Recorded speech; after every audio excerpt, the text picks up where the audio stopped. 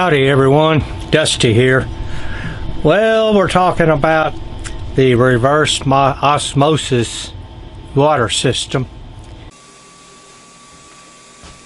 Okay, if anybody has these reverse osmosis faucets, and then after you start filling up your pot or pan or whatever, it starts to get really slow. So there, see, it went pretty fast. So what's happening is that the this tank down here, there's a bladder down there that you have to put air in there, because when it's full, it's supposed to give you approximately 2 gallons of water, and it's supposed to come out pretty darn fast. But when it starts slowing down like that, that means the Schrader valve has gone bad in there. It's a real simple fix. It's just that this tank is really heavy when it's full of water. About 2 gallons in there, so figure about what, 20-30 pounds. So anyway, you just have to disconnect that one line and then take it out. And of course this one is on the bottom, so you got to kind of somehow get it on its side. And you can do this under the sink. Take that Schrader valve out, take it over to your local hardware store, and they can give you the tool to remove it, or you can just take the tank, which that's what I did. I just took the tank over there, and then they took their tool and took the valve out, put a new valve in there. I brought it back over here and put it back in here, and we're just waiting for it to fill up now. Okay, when you get the tank out, you've got 2 fittings. This is, sometimes you can unscrew this thing with your fingers. If not, get you a the right size wrench for it. This is where your Schrader valve is. It's on the bottom. Some of them are on the side. This is where it's got the inlet line. This is the pressure. This is the pressure tank that pushes the water back where you get it out of your faucet. So you don't have to take this one off. It's just got one line coming to the tank, and that's it.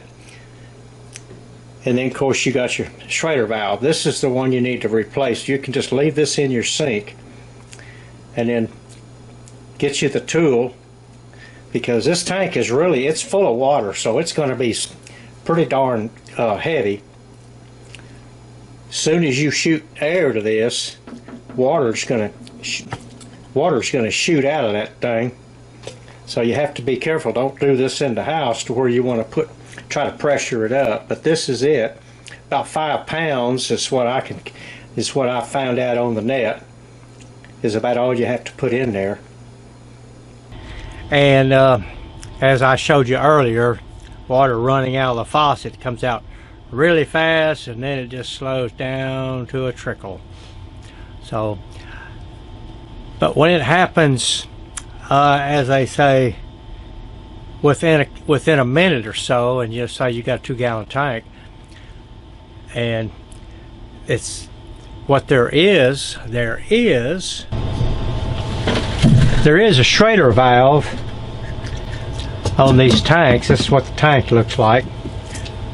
Water line comes in here and fills it up, but then there's a, down here at the bottom, there's a I'm going to call it an inner tube. You can call it a bladder, whatever you want to call it.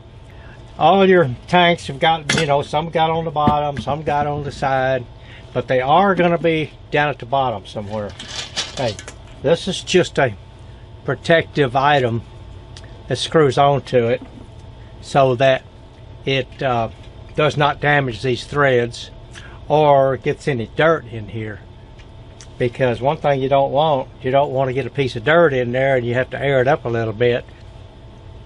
That air is going to get inside that valve core. This is how big they are, and you can see they are not very big at all. So you get a little piece of dirt in there, they're going to leak. Well, that's what happened to the one inside that we're working on now, is that somehow the valve core has gone bad. Now, we don't need to replace the whole Schrader valve, but there's a tool, and this is the same tool that fits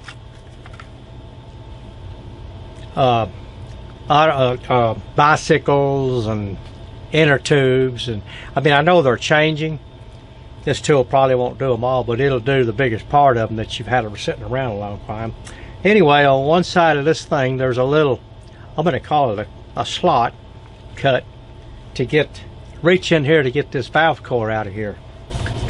You reach this in here, you turn it till it drops in, and then you've latched onto that valve core. You just unscrew it.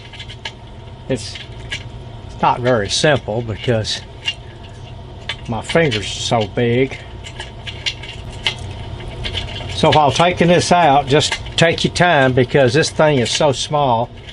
Getting this piece out is no problem. Where's a pencil? Just to show you how big this thing is.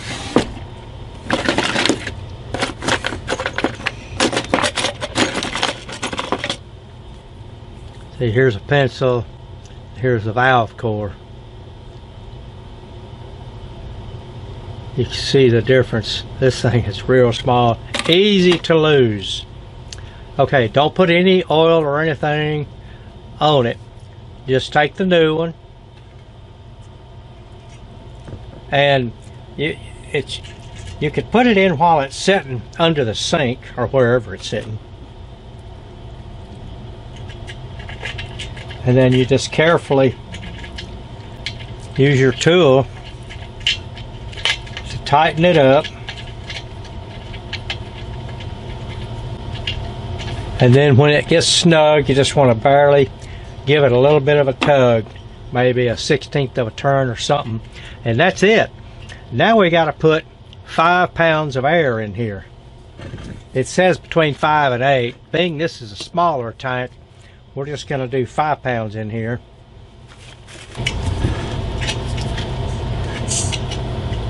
All right, let's see how much air we got in here. Shows we've got 5 pounds. These inexpensive tire gauges are not going to have enough air in here to even move this thing.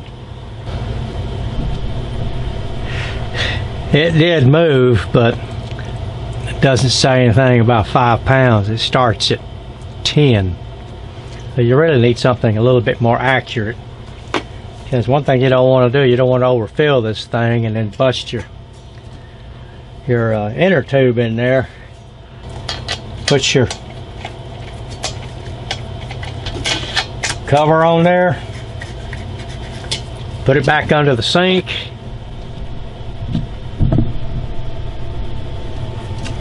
Hook your water line up. Turn the water on. And let her fill up. If it's like the one we got, a 2 gallon, it'll take about 45 minutes to fill it up. But you'll be able to get water out of it within 10 minutes because it'll have a little bit in there. The reverse osmosis filters they do an awfully good job of getting all the stuff out of the water. Alrighty, well, I hope this helps. Here we go. We're going to move on to the rest of this show.